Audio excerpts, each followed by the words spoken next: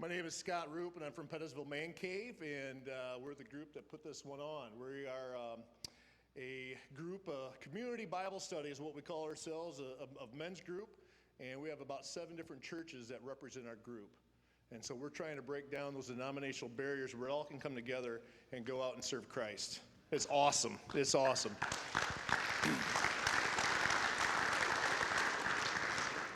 We do a lot of things like projects and stuff and help people in need, widows especially. So if you guys would want to know a little bit more, if you see a guy in a Man Cave t-shirt, come up and talk to us, okay? We also do, we do these events. We do a men event. We do, weren't able to do our big outreach that we normally do last October in the fall. But we're bringing in James Warner Wallace on September 15th. It's a Wednesday night. And he is the cold case detective. Fantastic story. He is a great speaker, and you're not going to want to miss that. That's September 15th. Okay? Again, thanks again so much. This is awesome to come out here and worship God. And I just want to say just a few things tonight. With Coach Ryan and everything, and all the NCAA regulations and everything, he would love. He's going to be out here afterwards. He has some books to sell, but because of all the regulations and stuff he has to do, if you're the age from 9th grade to 12th grade, can't get your picture taken with him. Okay. You're a recruit, so you got to stay away from it. So the guys with the gray hair, that is fine. You'll take your pictures with them. That's not a problem. So that's okay, but just saying, okay? But we do have those books out there to sell. Also, when you guys leave, this is a free event, but we do have some boxes if you want to do a free will donation. You don't have to, but you can. But I'm going to tell you where that's going to go to, okay? Coach Ryan came up here and he says, I want this money, that we're paid him to come to go to a charity, Power for Gold. So whatever you guys put in there, it's going to go to his charity. Okay? All right?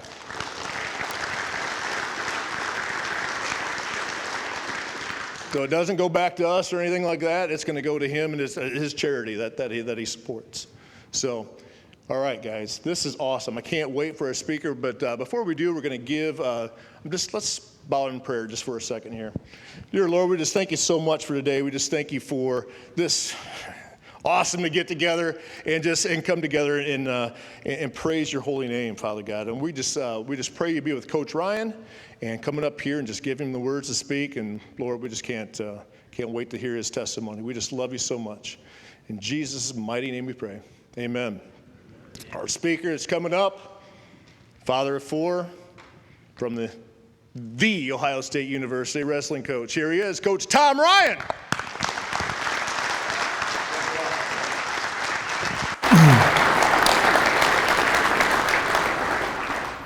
Yeah, so man, is it great to see faces. Just great to see faces. Praise the Lord. Sunday night, Northwest Ohio. This is a place that maybe some of you know was a kind of the breeding ground for wrestling in the country. Years ago, in Toledo, Ohio, the Russians would come, and they were the best in the world, and they would wrestle. So there's a special place for many reasons, but tonight I'm really not here to talk about wrestling. But this is flipping awesome to see all you men out here on a Sunday night. I got to thinking maybe you thought Ryan Day was coming or something. But I've learned, so tonight I'm not going to tell wrestling stories, although I have lots of stories I could tell about amazing men and how the sport has lifted me, transformed me in many ways. Obviously, what I'd like to talk about more than wrestling is God. I wasn't always that way. I was raised in an amazing home with a great mom and dad, and we'd go to church every week. But I'm going to start by asking you a question, and then I'll let you think about it for 30 seconds, and I'll move forward from there. And my first question is this. Because I've learned this as a coach, and probably all of you have learned this as a friend, as a father. When we want to really impact people, the best way to impact people is to ask a question rather than tell them, right? Telling works, but asking works a little better because we want to get them thinking. So my question is, what do you trust and why? But I don't want an answer. I just kind of want you to kind of let that bounce around between your ears. And what do you trust and why?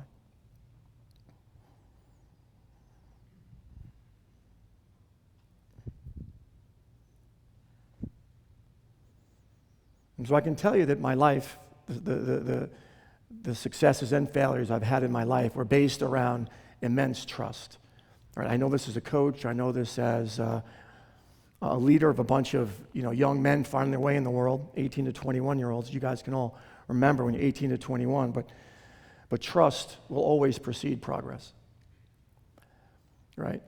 So what we trust matters so much. Tonight, I'm going to share my story about chosen and unchosen suffering. I didn't always see the world this way, but at about 40 years old, chosen and unchosen suffering are two different ways that have completely impacted my life. I've been blessed to have men like Kyle Snyder in our program, Olympic champions, Logan Stever, world champions.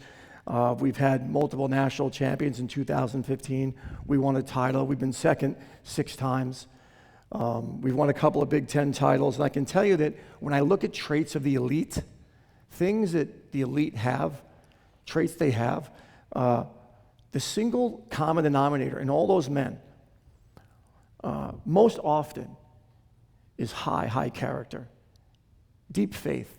Nathan Tomasello, Northeast Ohio, Joey McKenna, Bo Jordan, Logan Stever, and all these men have this foundation, right? They have talent, they have an incredible work ethic, but they have this foundational piece of just making the right decision more often than not, right? And no one leaves Earth not making wrong decisions. But that's a common trait. And tonight, I just want to open my heart to you. And nothing I say is untrue or not the way it was through the lens that I'm looking through. So ultimately what I want to do is nudge you. And I'll share a story to start about the 2015 national championships and how in life and men, we know that things can be going so well, and we got to guard ourselves when they're going so well. And then things, because in an instant, they cannot be going so well. So 2015, here's the image. We're on top of this podium. First time in Ohio State wrestling history, we win a national championship. 100 years of wrestling, and we win it. So we're on ESPN, we're on top of a podium like this, and the team's around, and we're hoisting the trophy up in the air. It's about 8:30, 9 o'clock at night, and we're all celebrating. A team of people, right, that work together for a common goal. So we're on TV, we got the trophy in our hands, and I got it in my arms, I'm pumping it up in the air, and we got our fan base. For those of you that don't follow wrestling in the national term, there's 20,000 people there. They sell about 140,000 tickets over 3 days. And this is, as you may know, one of the elite wrestling states in the country, right? You people, this amazing state produces a lot of tough men. So we win the tournament, and we're just, happy. Right? And I think we all know there's a big difference between happy and joyful, right? Happy kind of comes and goes with the events of our life, but joy is something that we're all after, that no matter how good or bad things are, we have this sense of calm about us, and we were happy that night. So we're hoisting this thing up in the air, and we got this trophy, we're celebrating. My phone's going crazy, alumni are texting, donors, supporters, friends, family from back home, we're celebrating. So we have an event after, our guys speak to all the people that came to watch us, and then the next morning, we don't fly like football or other teams.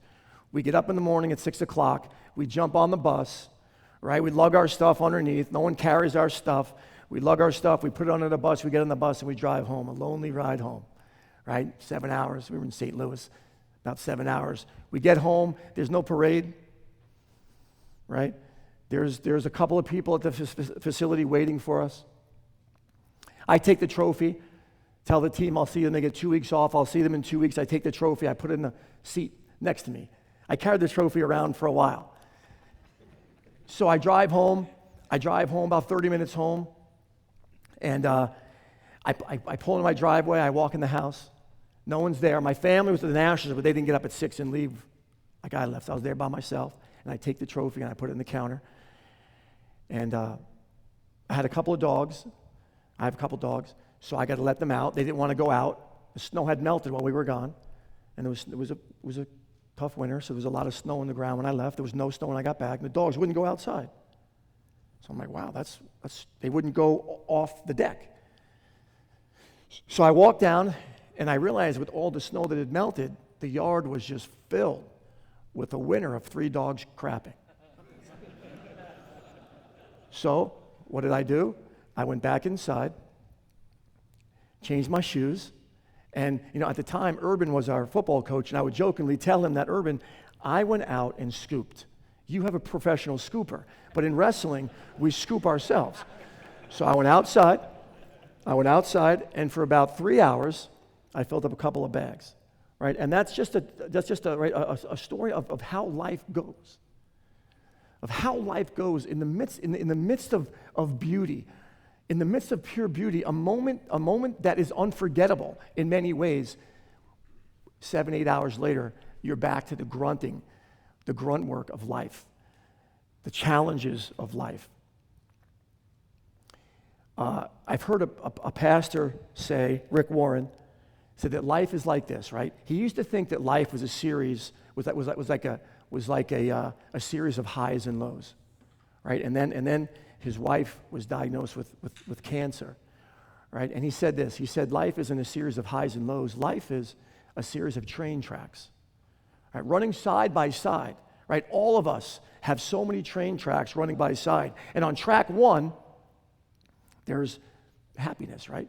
Your kid made the varsity team, right? Or your daughter had a child, right? Or your grandson or granddaughter got an A in a test, right? Or your someone you love, something great happened.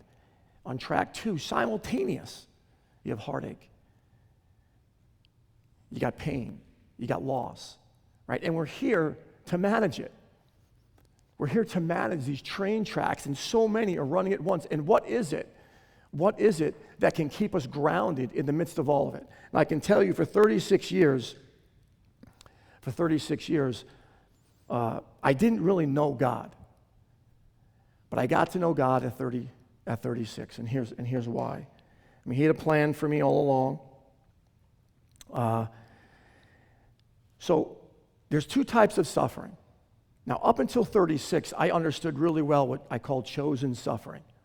So I've been asked by parents, right, does my kid have what it takes? My kid have what it takes to wrestle at Ohio? The answer is simple. You answer that question with a question. How much are they willing to what? Suffer. Right? How much are they willing to suffer? How hungry are they? How much are they willing to give?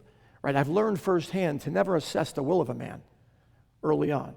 Right? It's the guy that keeps coming back and coming back and coming back.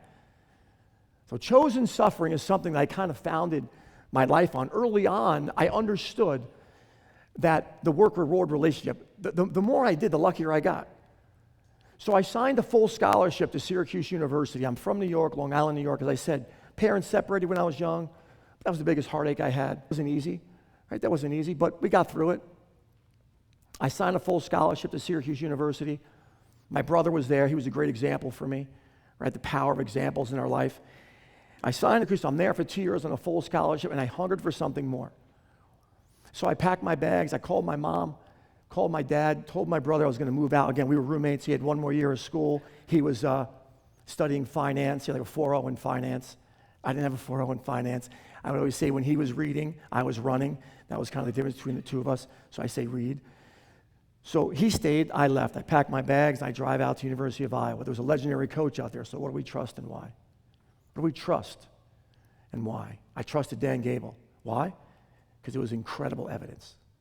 There was evidence of his brilliance as a coach. He was producing world champions, Olympic champions, national champions. At the time, they were the premier program in the country. So I show up at the University this summer. I finished school as a sophomore at Syracuse, pack my bags, drive out there. My dad said he'd help me as much as he could. So I left the full scholarship and walked on at Syracuse University, at University of Iowa. Left the full at Syracuse, went to Iowa. Stay in hotels, stay in my car. Show up in the wrestling room. Knew where it was, went to camp there every summer. Didn't have any friends. I didn't know anybody there. No friends on the team. Nothing was comfortable about the University of Iowa, me going there. The only thing that was comfortable for me was in my mind I thought this, that I'm going to die someday, and I do not want to die with regret. I want to be the best wrestler I can, and this is where I should go. I show up in the wrestling room, 3 o'clock, it's packed. Summer day, hot summer day. I had a red Ford Escort GT. Park it outside, go downstairs. The wrestling room in Carver Hawkeye Arena was 2 levels below concourse level. I'm in the wrestling room, and Dan Gable, and if some of you don't know who he is, he was a legendary coach. He won 26 straight Big Ten titles. Every year he coached the Big Tens, their team won. 19 national titles. Like I said, a bunch of Olympic champions, world champions. So I'm in the corner of the room sitting there, and I'm watching all these guys getting warm, and he walks over to me. And guess what he said? Who are you? Common sense, right? Seems like a pretty good question to ask. I said, my name's Tom, and I'll be transferring here. And then he said to me, and this is probably the last thing he said to me as far as I can remember for a long time. He said, well, you're not going to get any better sitting there. Go wrestle these two. Now, he had me wrestle these 2 guys. I was a 50-pounder. I didn't know who these guys were. I did know that the guy in my was 5th in the country that year. His name was Doug Stryker, and he was a sophomore also. But if I wanted to be the best I could be, I would have to beat him anyway, so I might as well beat him off the team. That's what I was thinking. So anyway, I start wrestling these 2 little Troy and Terry identical twins from South Dakota. Again, didn't know who they were, but I knew they were smaller than me, and Coach Gable's there, and I'm going to give them a licking. Right? That's my plan. Well, we start drilling. Did anybody here know what drilling is? So in wrestling, it'd be like another sport. It's like baseball, having a catch, or track. You're doing your drills, right? You're kind of going through the moves, but the other guy's not fighting back, right? The thing is that we did this for about 45 minutes, and the pace was incredibly high. The tempo was so high, I started to get tired, right? And I always, kind of felt that one of the things I prided myself, it was not getting tired. I started to get tired. And after a while, Gable, as coaches do, when you're getting tired in practice, what's your favorite thing to hear? Time, yeah, time. So he yells, time, take a break. And I thought, man, that was a tough practice. Right, that was really hard. Now, I'd come from a college program, and we were pretty good. We won the Easterns. And I'm like, okay, that was a good workout. And then he said this, what's the worst thing you want to hear? Yeah, he said, are you warm? And I thought, oh, Lord, this is not going to be good. And then chosen suffering. Right? This is chosen. Chosen suffering, I wanted it. I asked for it. And then for about 3 minutes, it went really well. And then for about 57 minutes, it was awful. I said, if my mom was in that wrestling room and she saw what happened to me, she absolutely would sit home. There's no way I can watch my son get beat that bad. But we know this. We know it's suffering. Suffering, it solidifies so many things in us, and it's so necessary, right? And the world's going to tell you to be comfortable, sit on the couch, relax. The world's going to say that. But that's not the route to sustain success. So chosen suffering was something I understood completely, right? The longer you run, the better. The more you lift, the better. The more you drill, the better. The more uncomfortable, the better, right? Choose to be uncomfortable. Here's the thing, though, about rest and chosen suffering. In any loss I had, I happened to lose in the national finals in the waning seconds of the match, right? This lifelong dream I wanted, lost in the final seconds. High school tournament, tore ligaments in my ankle. All these things were depressing and hard. But I tell you, nothing brought me to my knees ever that was involved with chosen suffering in my life. And then there's unchosen suffering. And this is when my life really began. Unchosen suffering, right? The things that happen to us that we want no part of. So anybody here experience unchosen suffering? Right? You don't want no part of it? So unchosen suffering for me happened when I was 36 years old. Does anybody know what led me to pursue truth So I'm 36 years old. I got 4 amazing kids. I'm coaching at Hofstra University out in New York, a small private school on Long Island. Things are going great. We had 2 cars. We had a pool. We had air conditioning. Did everybody here grow up with air conditioning? Heck no. Most of us grew up with what? Window fans. Who had a window fan? Okay, for those you youngins in here that don't know what a window fan is, it's just a window, it's just a fan that sits in the window. That's it. And it blows, if it's 80 degrees out, it's 80 degrees in, but you're just getting the air blown on. So as kids, we didn't have air conditioning, but we had it. My wife, Lynn, and I had 4 kids, like I said, a pool, 2 cars, team's doing good, life's good. I got this all figured out. Life's going great. You know, you will yourself to it, yeah? I want it. And this hunger that I had to be successful, you will yourself to it, right? It was February 16th, 2004. We all have a line in the sand. I've had a couple. The wrestling line in the sand was the day I wrestled those Steiner brothers, and they beat me unmercifully. I could have easily got my car and just went home, but I came back. I went home that night to the hotel. I got something good to eat. I cried a lot. Got something good to eat. Back that night, ran a mill. Got up in the morning, lifted weights. That afternoon, guess who was there? Those Steiner brothers. I was waiting for them. And guess what happened? Same thing. Same damn thing. And then I was freaking crying, grabbed my stuff, so tired. Have you ever been so tired? So in wrestling, really good guys are really good at pulling on your neck. So imagine your neck being so tired that you can't pick it. Because you're fighting against it so often, the pressure on the back, you try to pull your head, you can't. It wasn't something that transformed overnight, right? The quick fix, it's not real. It's fool's gold, it's a lie. And the world will constantly lie to us about it. It took me about 90 days of 3-a-days to beat them.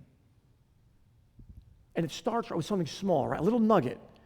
I got to their leg. And didn't get pinned.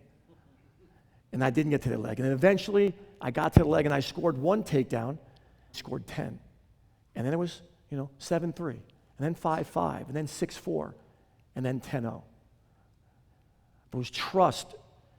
I held on to so intensely this truth that being in this environment around these people helped me progress. And then unchosen suffering was February 16, 2004. No wrestling ever brought me to my knees.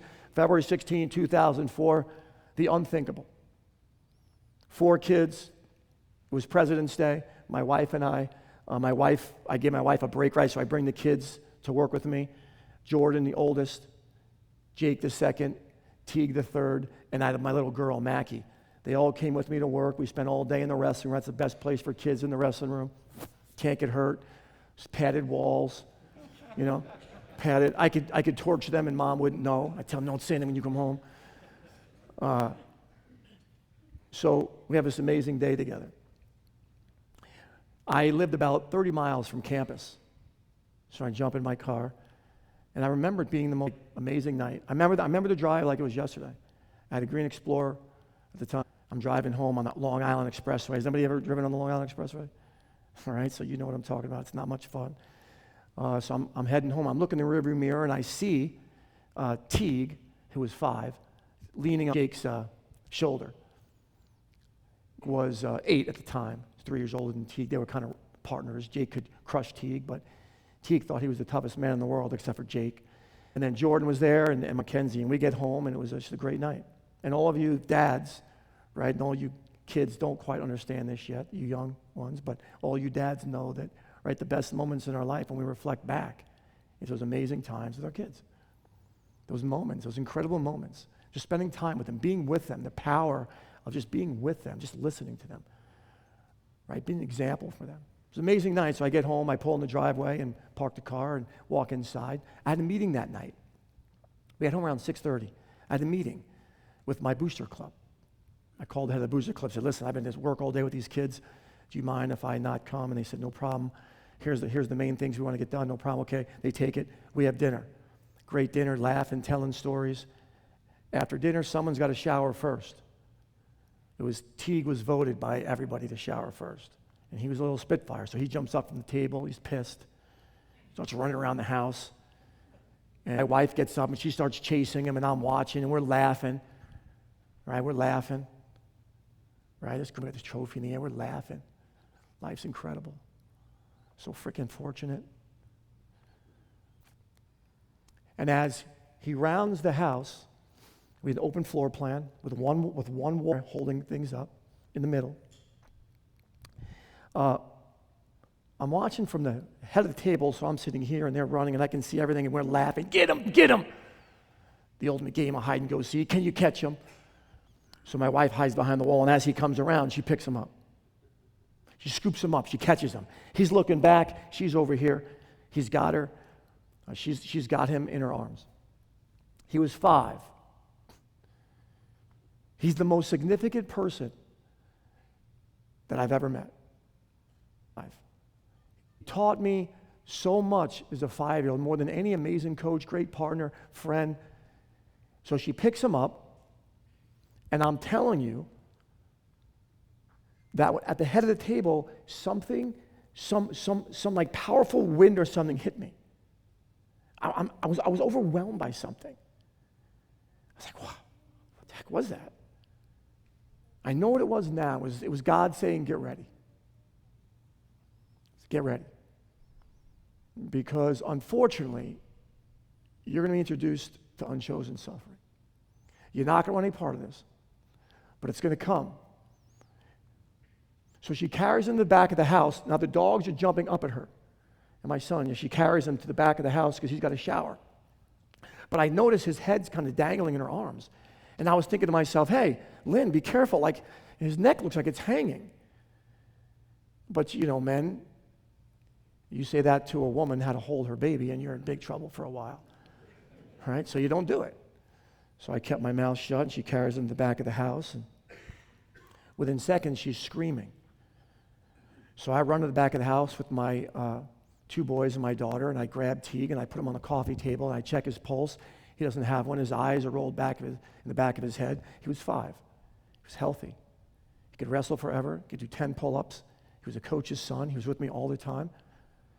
He traveled with my team. He gave them water in the corner. I mean, this guy, you all know, as dads, how much you can love something. Just this immense love that we can have, right? This deep, immense love that there's nothing I won't do for you. So I start working on him. My wife calls 911. The kids are screaming. I remember the kids around the table, Jordan, Jake, and Mackenzie. What's wrong with him, Dad? What's wrong with him? Wake him up, wake him up. I'm trying to wake him up, and I'm pumping on his chest, and I'm breathing in his mouth, and finally the ambulance comes. And we had a bay window with kind of a little bit of a long driveway. And the coffee table was kind of right in the middle of that bay window, and I'm pushing on him, and I see the lights of the ambulance. At one point, about 5 minutes in, I picked him up and I ran him 100 yards up the street because I heard a siren. And I thought, I got to get him help right away. He's in trouble. So I picked him up and I ran him 100 yards up the street to the end of the block, and I'm waiting, and they never came. So I ran back down, put him back on the table, kept working on him. And they're screaming. It's a frantic scene, as you can imagine. And the ambulance pulls up, and I see the EMTs walking up my driveway. And I lost it. Right? The emotion, the fear. The immense fear of please.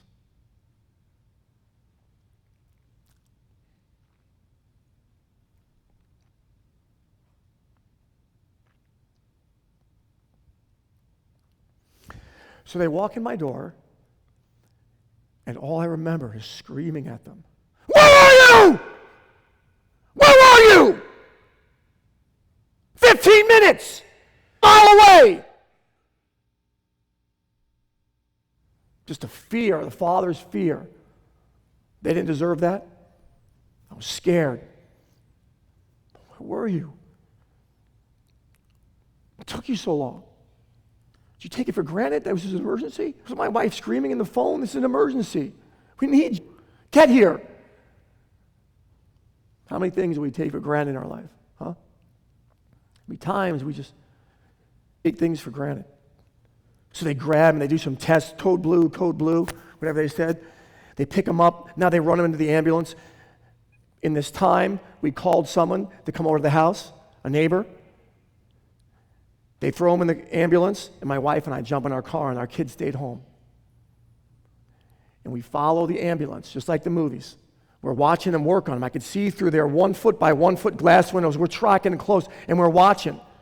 And I'm trying to read their mannerisms of the EMTs. Please. We get to the hospital. They put us in the waiting room. A couple things happened on the way there, 2 things. First thing I did is I called that brother, that amazing older brother that I have. I called Frank and said, listen, tell the family. We had a couple of step siblings, and it was me, my brother, and my sister. Call mom, call dad, call everybody, let them know that Teague passed out, something's wrong with Teague. Here's the hospital, is that, meet me there. My brother lived in New Jersey. So we're waiting in the lobby for about an hour and a half. And families gathering, and we're certain, right? Because you will yourself to it.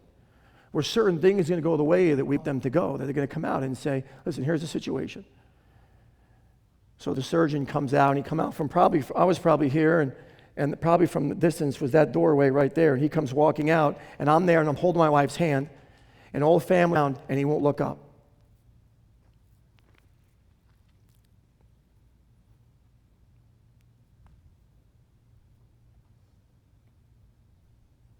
You know, right? I just need him to look up. I need him to look me in the eyes. And he came up to my wife and I, and he just said, Mr. and Mrs. Ryan was sorry. What do you mean you're sorry? It's 5. He said,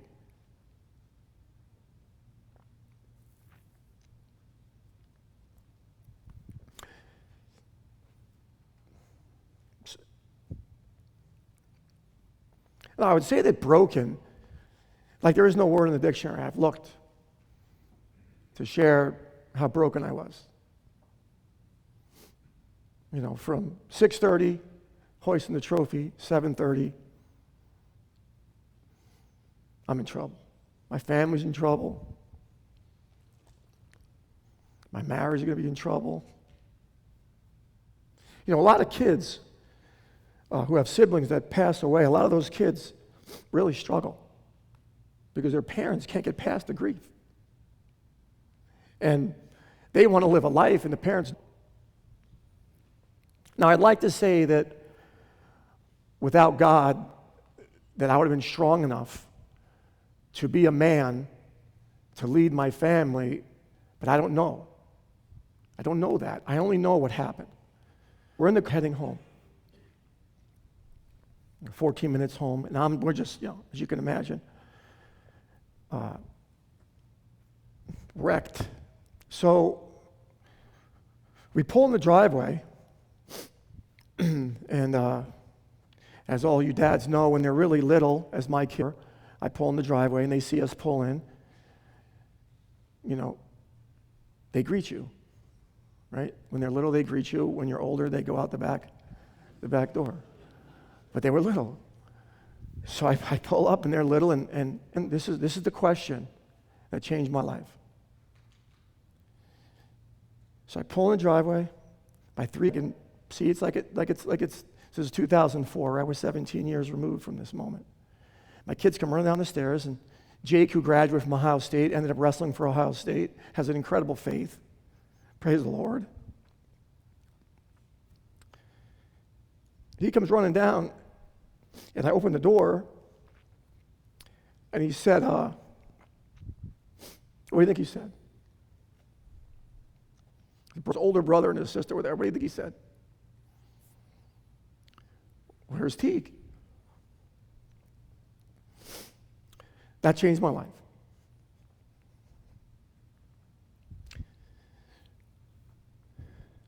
So I got to thinking, how can I be leading people for 36 years and not know where he is? I didn't know. Here's what I could tell him, though.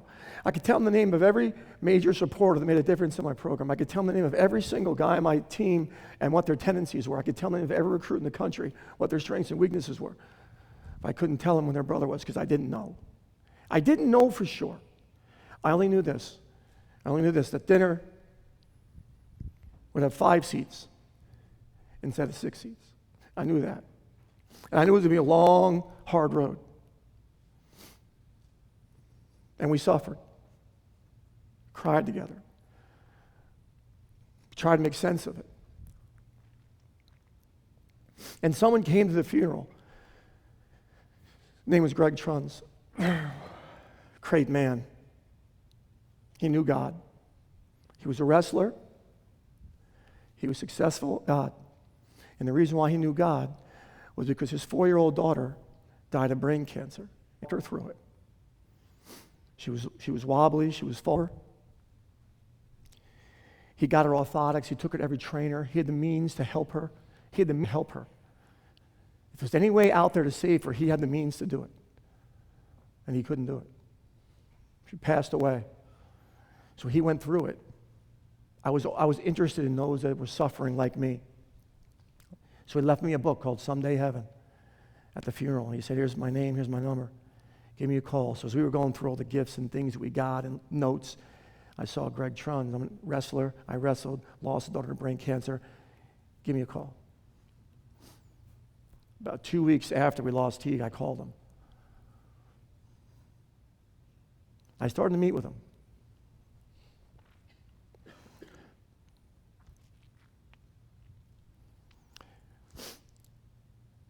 And he shared Jesus with me. And I was raised Catholic and kind of had a faith. I didn't think there was no God. I just didn't know him. And we'd start meeting all the time in his office. He was giving me, I always used to listen to rock on the way to work. He was giving me these CDs, these DVDs. I watched every DVD on evolution. I mean, I listened to stories of faith. And he told me, he said, start in John in the Bible. Start in John. Has anybody here read John? Oh, my God. I was so lonely.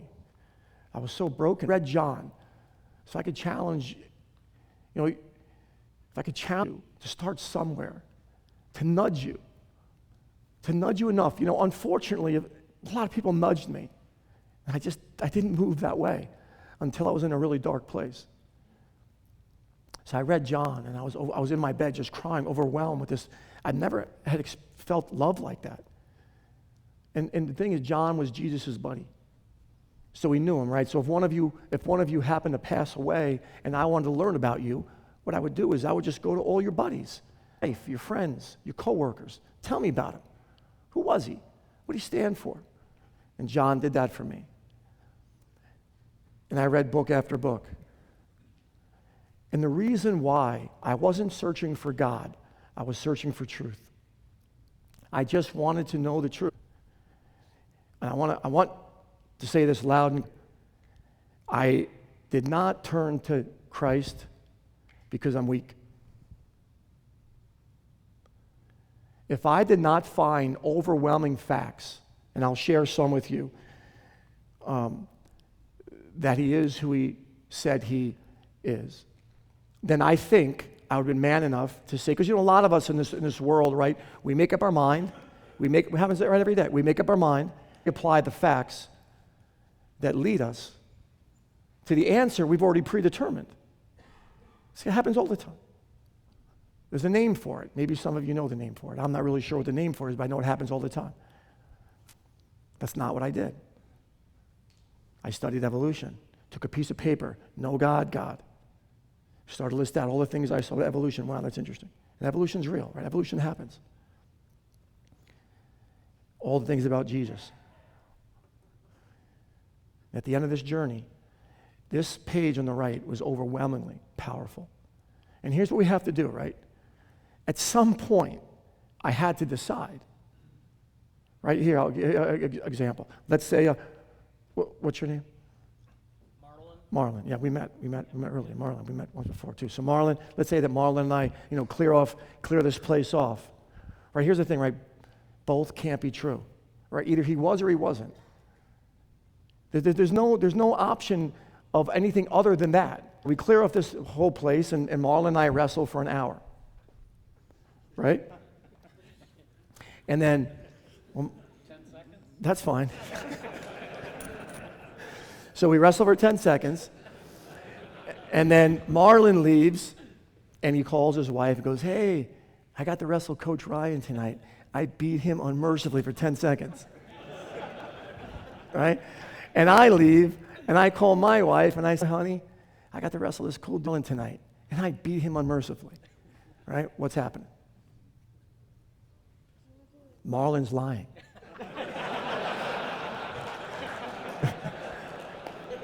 Yes. Right? The reality is that, right? They both, this is what is so penetrating for me. They couldn't both be true. He either was or he wasn't. And we think about the decisions that we make in our life, right? And I didn't make this decision out of a weakness, out of truth. So you think about all the decisions we make, like okay, I got a family of 5, plus me and my wife. You don't buy an Accord. You shop around, right? You got to get a minivan. Something makes sense, right? You think about the bed. We got to get a new bed. So you shop around. You don't not get a bed. You get a bed. You need a new pair of sneakers. Right? All the decisions that we make, all the we'll Google, Kelly Blue Book and all this energy and time that we put into things that we make. What was it about Tom Ryan, about my life, that I never put the time in to find out whether Jesus was or wasn't who he said he was? The only answer I have is simply for me in my story, walk, my journey, was I hadn't experienced. I hate to, it's enough pain. I mean, the pain made me so hungry. And I hope, and I hear, some of you, Scott Rupp, he had a great family, started the church. I hope, it's beautiful when you get there and you don't have to experience what I did. I can tell you, I said one of the greatest, I'll read the list of things that for me really helped me as I move through this. As I started tonight with the question of what do you trust? Why do you trust it? What am I trusting? What am I putting my life into? I got one chance on earth and then likely heaven, if you believe. What do I trust? So here's some reasons why trust. I trusted that my progress was incredible. Trust first, right? My wrestlers that trust our system, progress incredible. My wrestlers that don't, progress stalls. First was John's love, the love I felt from Jesus reading John. The love was overwhelming. Overwhelming love, I had a mom that loved me to death.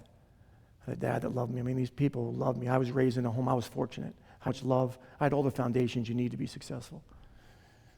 So love, I felt love like I never felt before.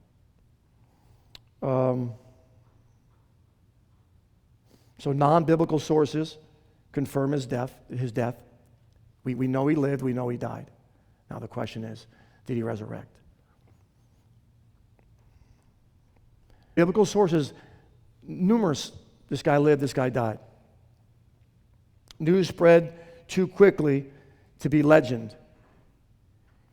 People were alive to refute it. So, hey, he's resurrected. People were alive that could have said absolutely not. They couldn't find his body. He died, and news spread fast. The tomb was empty. It's a fact. The tomb was empty. They even the first one there was a female, and in that day a female, it's not like it is today, the way it should be. They had a say. Back then, if you're going to make up a story, a good lie, why throw a woman in there? You have a man, you have a warrior say, tomb was empty.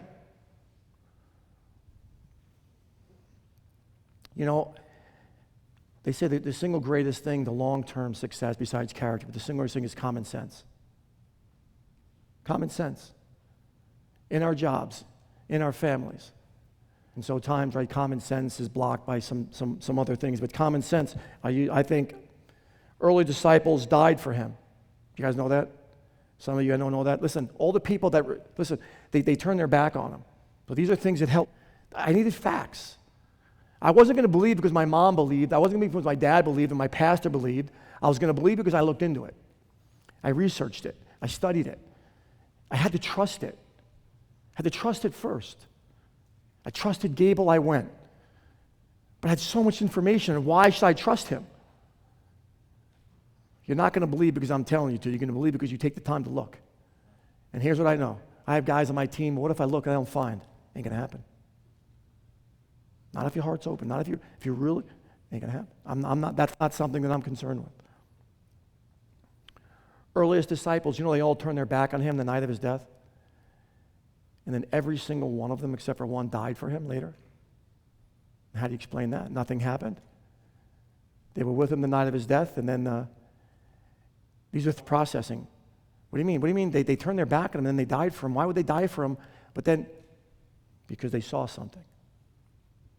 They knew something.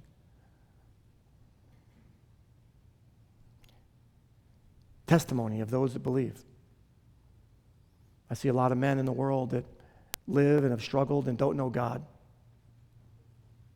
and wish they did know God. I've yet to meet a man that knows God and regrets knowing him.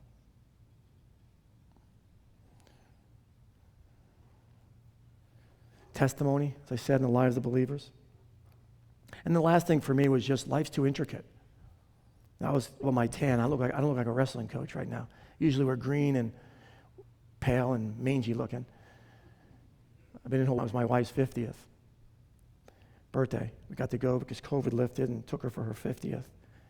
And I can tell you that, now when I look at the beauty of the world, you're on this rock flying through space and the water doesn't fall off. Like it's a circle. It's flying in space. Maybe it doesn't fall. The bottom part of the water should just fall off. How could it not fall? And the beach stops right here, starts there, and the water's there, and the stars and the sun, the beauty, but that's chance? Chance didn't make sense to me. Ultimately, I ultimately got to a place with this page, and I was like, I actually have to have more faith to not believe than to believe. Like the beauty of us. Like you're an accident, you're random chance, but the most beautiful skyscraper that fails in comparison to the intricacy of you has a designer. It just didn't add up. So I compiled all this information, and as you all can tell, I got on my knees out Welsh Ryan Arena, Northwestern University, and prayed. I was hurting. Despite the fact that I accepted him as my Lord and Savior, I was hurting. I was in pain. But I didn't accept him because I was. I accepted him because I believed beyond a shadow of a doubt that he was who he said he was. So God bless you guys. And my hope, my nudge to you is to pursue. Pursue. My best wrestlers are pursuers. Pursue. Pursue. God bless you guys.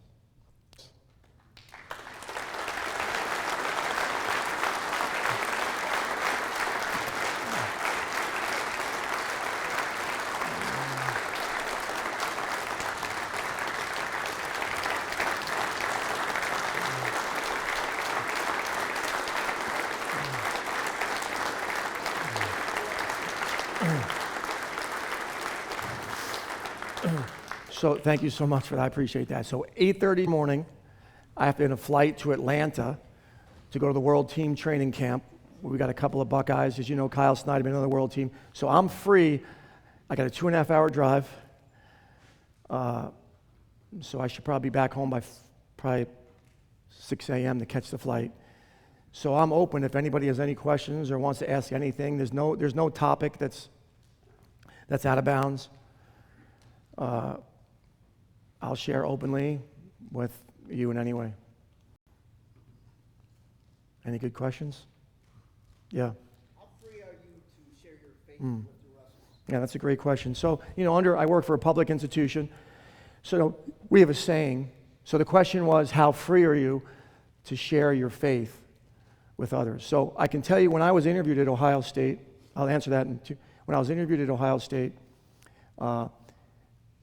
it was not quite a year after I lost Teague, and I was really on fire for the Lord.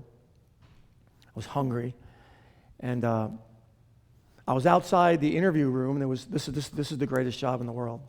I mean, I'm the luckiest man in the world. I feel that way. If you said, here's a $10 million lotto ticket or the Ohio State wrestling coach, it's an easy one. Right? Let me lives. Right? Let me coach the sport. I love it. I love it deeply. And I know a lot of you help me, and I appreciate that. And help us, right? There's a great state. The sport has life-transforming gifts. So I'm outside the conference room, and I just basically prayed, and I said, this is why I don't say no. I prayed to God, and I said, God, listen. Because my wife and I, when we came on campus, she came with me. We walked on the oval the night before the interview, and she couldn't stop crying. We were in New York. She was from Indiana. The place, you got to get the job, please. I'm like, oh my God, I got an interview tomorrow. All right, everything's cool. If God wants us here, we'll be here. And I'm telling you, hon. And she's a believer, but she was fired up. She loved the place. So I'm at the room, and I just said, God, listen, if you want me here, if you want me to lead this program, I'll serve you. Right? I'm going to serve you. And in the interview, they asked me a couple of questions about truth and love, right? They didn't ask me questions about that, but I answered with truth and love, like your coaching style. They wanted to know who I was. And I shared my faith. And that's, typically they would say, don't do that. But I could not do it. Because who I was, the essence, I knew the truth. And I couldn't avoid. So I shared something about truth and love, and how every conversation, right, we have with people, you want truth and love with a perfect amount. Jesus was 100% truth, 100% love. People followed him. Give somebody 50% truth and 100% love, and they're like, stop appeasing me. Give them 100% truth and 50% love. Oh, you hurt my feelings. It's hard. Jesus was a master at it. So I prayed outside the room, and then with my team. So we have a saying, right? If they're not looking your way, right, you can't have an impact on them, right? So you wait. I don't push on anybody. I mean, this is about as pushy as I get at speaking. So when they're hurting and they're struggling, and they come to me, I share.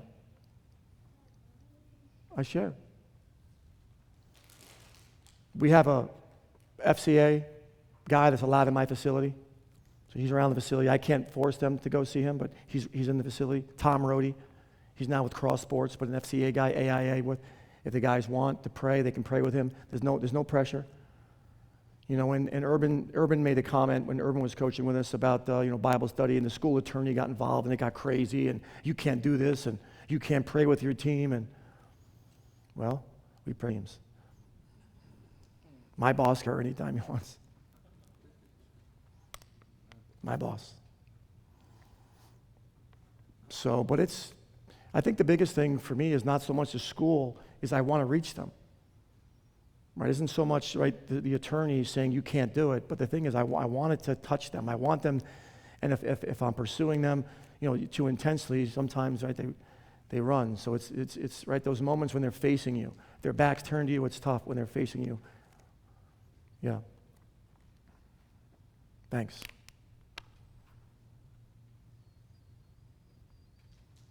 Anything else?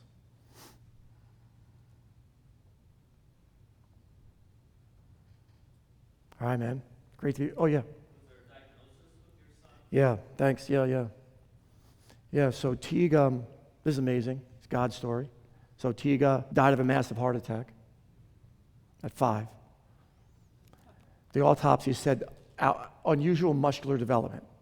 He didn't know, but in his cereal I was sprinkling steroids. That's not true. So what happened, he had a massive heart attack, and we thought it was something called long QT syndrome. Anybody familiar with that? It's an electrical impulse problem in the heart. Startled. So we thought it was long QT syndrome. My oldest son, Jordan, everybody got tested. My whole family got tested. We thought Jordan had it. Jordan was a wrestler and a football player, and he thought he had it. test showed maybe he has long QT, so that's why they thought it was long QT. So we put him on beta blockers. Anybody ever been on beta blocker? Yeah. Well, Lance Armstrong had a resting heart rate of 35. My son had a resting heart rate of 35. They put, he couldn't sleep at night. He was afraid he wasn't going to wake up. They thought he had it. Years later, we found out he didn't have it. Anyway, what he ended up having is, this is crazy. I get to Ohio State. I don't, you guys tell me if this is chance or not. I don't know. I don't think it's chance. I don't believe in chance. So I get to Ohio State. And at the same time I'm hired, there's another Thomas Ryan hired. This guy, I would get his emails because I was like Ryan.998. He's like Ryan.97. So I would get his emails, and I would always respond, this is the other Thomas. My ACT score was 25. His was 36. You're looking for this Thomas. And that Thomas Ryan is the head of the Ross Heart Hospital. The head of the Ross Heart Hospital. Here's what's cool about this Thomas Ryan, the other one, the smart one. That one wrestled in New York. That's where I grew up. He was a wrestler in New York. That Thomas Ryan wanted to meet me. I didn't want to meet him. I didn't know him. We had lunch together by chance. He's at the same lunch I'm at. He hears my story, and he says, I want to get your son's DNA. So this was maybe 5 years after I was at Ohio State. We finally connect. My wife's involved with this foundation, so he comes. Anyway, he's there. He said, we got to get your son's DNA. He connects me to the DNA expert. We have no solution. We don't know why he died at this point. So he connects me with the head of DNA specialist, Peter Moeller, Dr. Moeller. So Dr. Moeller says, listen, Tom, we're going to call the Suffolk County medical examiner, and we're going to try to get his blood. The chance of them having it is probably, we want to help your family if we can. So he said the chance of them having it is probably slim, and if they do have it, the chance of it being useful blood is probably very, very slim, but let's try it. He calls me a week later, hey, I called the Suffolk County examiner, they have his blood. Wow, okay, that's great. A month later, he called me back, he goes, you're not going to believe it, but his DNA is intact. So they ran tests on him. My son Teague's DNA is now in about 10 million mice. Through the genetic hospital, they have found at the time Teague died, there were 3 known genes that caused sudden death. Now there's 16.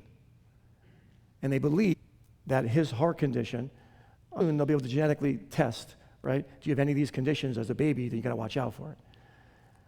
So his DNA is being, so basically he had a genetic defect. Ultimately, they found a gene that is needed until the kid's about 8 years old to help the heart function properly. After 8 years old, another gene kicks in. He didn't have the one that he needed. That's what they found. So it's a God story to me. I don't know, maybe you think it's chance. I don't know how that could be chance, but maybe. But not. Yeah. What's your charity that you support? Yeah, Power for Gold. So I support basically coaches, mentors, Tom Rody, people that are faith-based, that are leading others to Christ. Coaches are extremely influential. Yeah, how many guys had a coach that really touched you? You know, that really meant. Yeah, I mean, they say coaches will impact. You know, they impact a tremendous number of lives.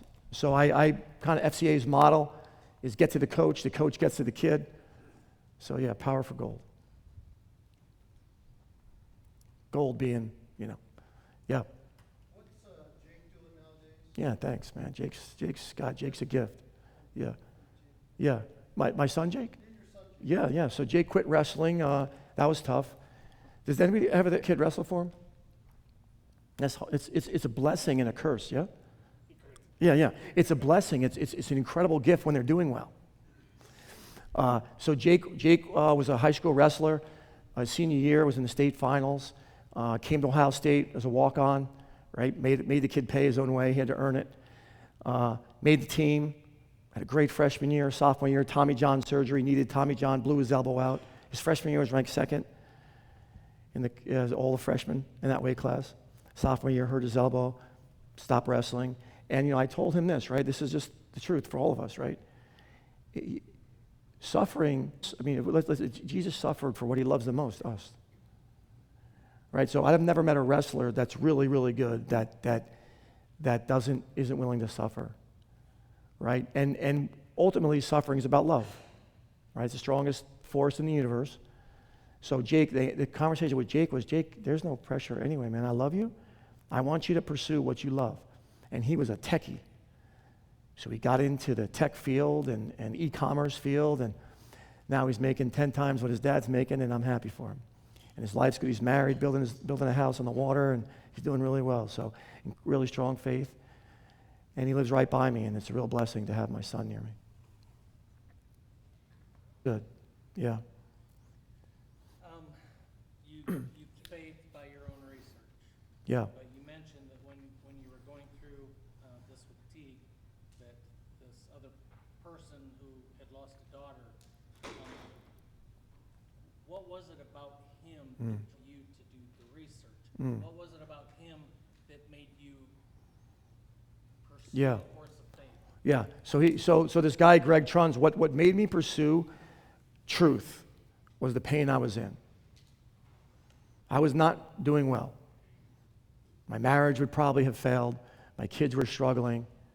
We were just not in a good place, right? I like to say that things were going great and we muscled through it, but that's not the way it was going. So we got some help also. We got some counseling, and I had a counselor. I wasn't a Christian counselor, but a counselor would tell me that you better get your act together because your children will react to this and handle this in direct correlation. You do. So it's an old example again, right? What do they see? So it was this deep desire for me to know where he was, right? That question that Jake asked me, where is he? And then going through the paperwork, the note, the cards and stuff that we got, Greg Truns. So the reason why I chose him was I wanted to talk to someone who knew my pain. That's it. I wanted to go to someone that understood what I was feeling. He lost a child. Like wrestlers, he's tough, right? He understood the sport. So he was a wrestler. He lost a child. And those are the main two reasons. I wanted to be around people that suffered like me. I guess misery loves company. I want to know how he got, right? I want to know how you get through it. How did you do it? Because I had no experience in that kind of pain.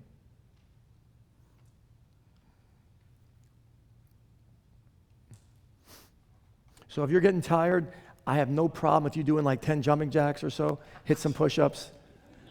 Because I can't sit still for like 2 minutes, and you guys are. So just get up there and get going. Yeah. Okay, question for you. When you were searching, was your wife a believer, or did you guys do this journey together? Yeah. I wish we did it together. I wish I could say this was this rosy situation where my wife hated God. She was angry. She was hateful. What kind of God would do this? I read a book by Lee Strobel. Anybody know Lee? Lee's my guy. Lee's my dude. Lee wrote a book called The Case for Christ. Powerful. Lee wrote a book called The Case for Faith, which is why does really bad things happen to people? How do you explain a tsunami wipes out 250,000 people? How do you explain, right, the tower, the Twin Towers getting blown up? How do you explain that? Where's God in that? So we really struggled. She was a believer. She believed, but she was just mad. And I think that as she saw my journey and the way it moved me, eventually you realize that God didn't cause it. There's a big difference, yeah? It's a big difference between causing it and allowing it. I mean, I can't imagine a world without pain. How would I learn anything? Without discomfort. So it all started to make sense to me. The case for faith really helped me a lot. The case for Christ was first. Lee Strobel was an atheist, top of Yale Law School. So what do you trust? I trust people really, really smart. I went to the guy, top of Yale Law School, atheist, became a believer. Wow, why? His brain can think at a much higher level than mine. He believed it. Let me find out why. So I read his book, and I read his book, The Case for Faith. And then he's a book on about DNA and the gift of DNA. The Case for a Creator, it's called. So Lee's a rock. And then you know what I got to do a couple of years ago? So when I was reading Lee Strobel's books, I was crying like a baby in my bedroom. Lee didn't know me from a hole in the wall. You know what I got to do a couple years ago? I got to introduce Lee at a speaking event. I met him. The event was Saturday morning. On Friday night, I got to speak to all the donors of the event.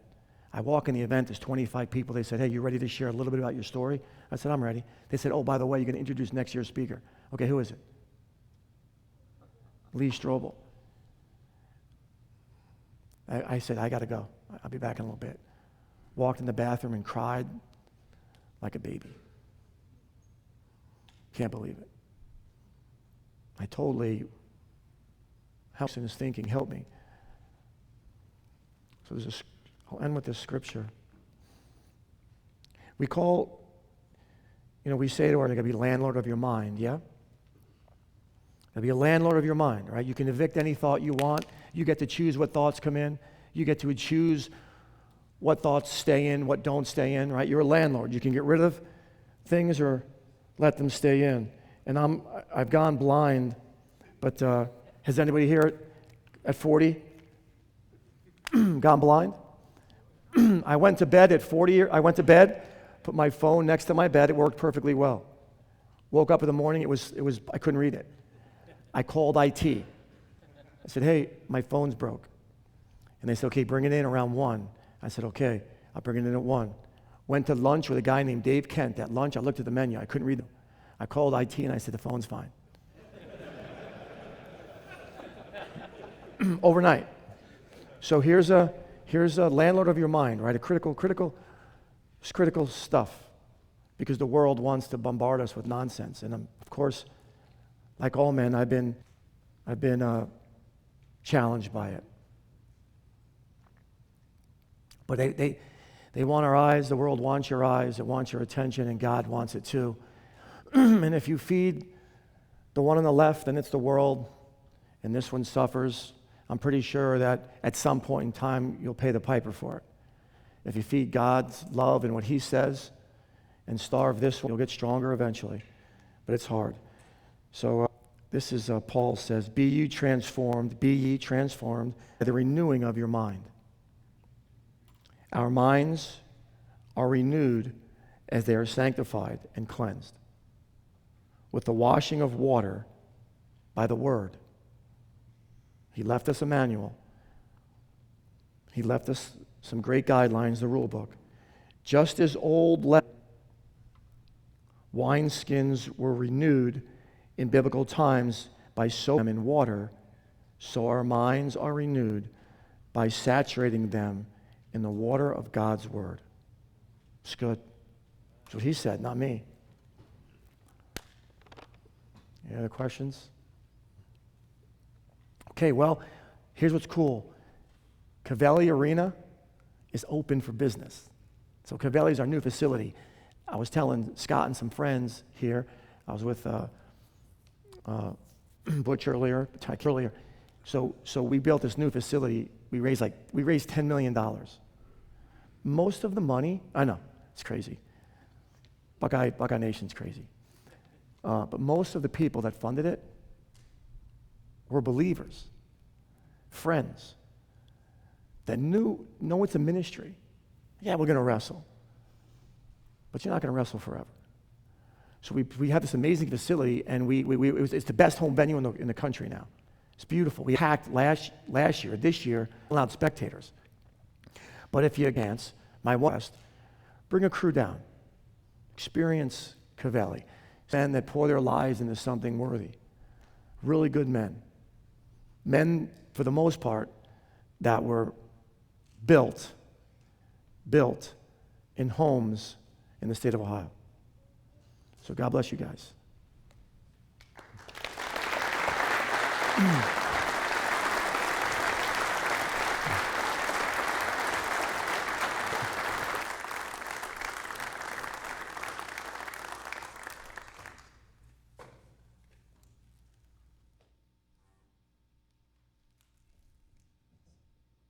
Thanks, Coach. Really appreciate it. Give him another hand, guys. That was fantastic.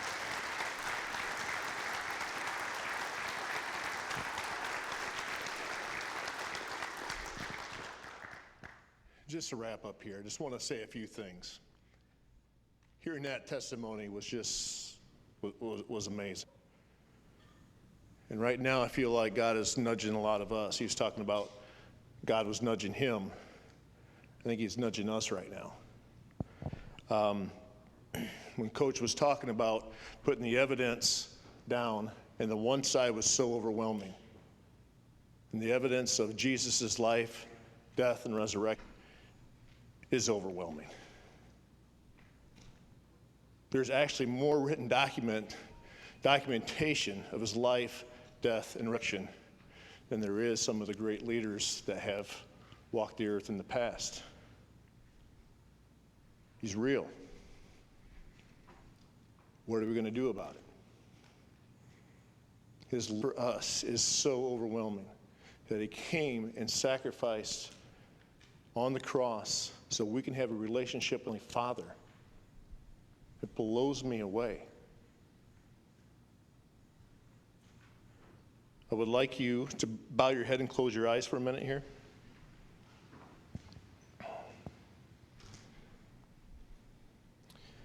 One of the things that Coach said is, why should I trust him? If there's someone in here that has not given that trust to Jesus Christ in our life and would like to tonight, please raise your hand.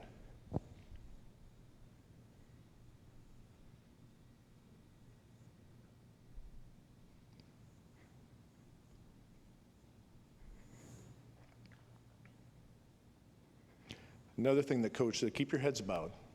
Another thing that Coach said is the best wrestlers are pursuers.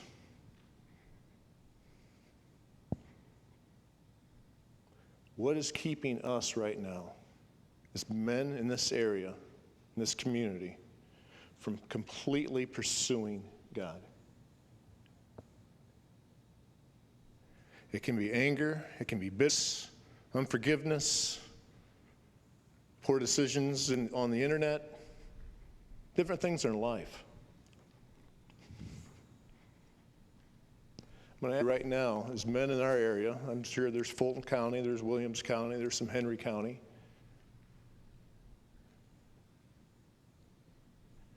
If we can make a commitment now, that the gospel is powerful, guys. He has died to overcome, to help us all the crap that we go through in life. The anger, the bitterness, everything else. He has died for that. If you make a decision right now and say, I'm going to completely pursue God right now, raise your hand.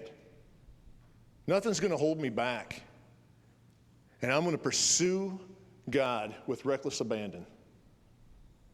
With the intensity of a Division I athlete. That's intense.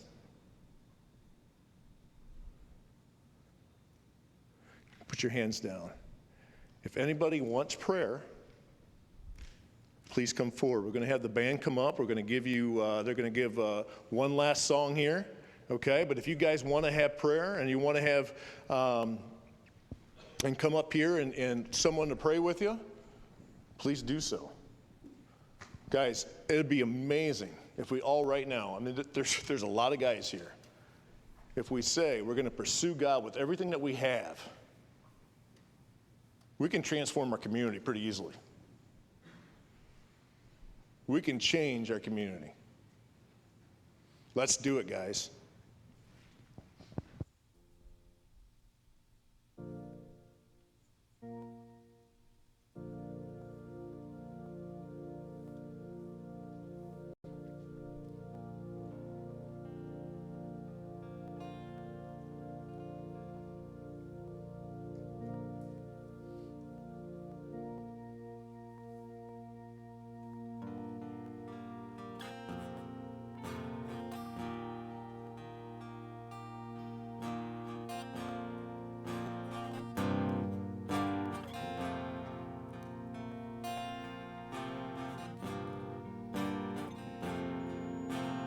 Your blood I come, welcomed as your own, into the arms of majesty.